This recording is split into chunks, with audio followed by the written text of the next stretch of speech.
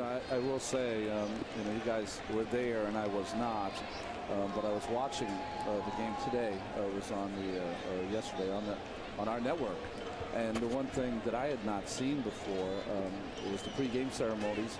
I always see the Piazza home run, but I also did not know that after the players were announced, and usually they go back to the bench, they all met in the middle of the field and gave each other hugs and handshakes, and that was I'd never seen that before. And I was watching TV by myself in my apartment, and I was kind of choked up watching it. There were a lot of tears that night, but it was in many ways that game, the first game back in New York, was catharsis.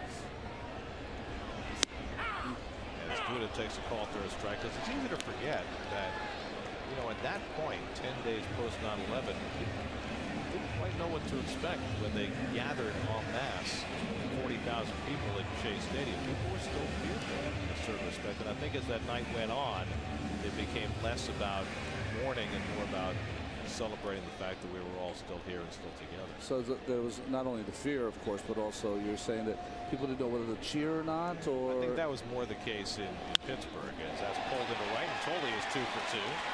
So the Met catchers continue to contribute with the bats. There were so many things that it just kind of stunned everybody. I remember the day that it happened, I wound up cleaning my apartment. All my rooms, even my baseboards, I just did it all day. And after the game, for whatever reason, just to stay busy. And then after the game home, I didn't have a bunch of games for a while.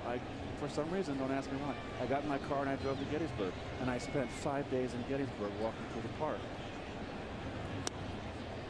I just remember sitting in Pittsburgh that first night back, and what the view was like there of the skyline of Pittsburgh right outside the stadium. I remember looking at that and thinking about what we had lost here in New York and just breaking down.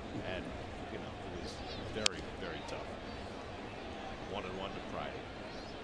So I think, again, in some ways it's almost fitting that as we've come to this point 10 years later, some measure of whatever you want to call it, completion, redemption, whatever, with what happened on Sunday, that the Mets somehow in some small element were part of it again.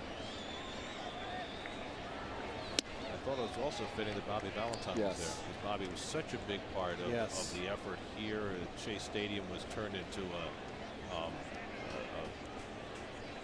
a station for all the equipment that the first responders and those who went into file afterward needed, and so many of the Met players were a part of that. But Bobby was working 24 hours a day to help with that effort. Friday grounds one down to first, and Huff takes care of that to end the inning.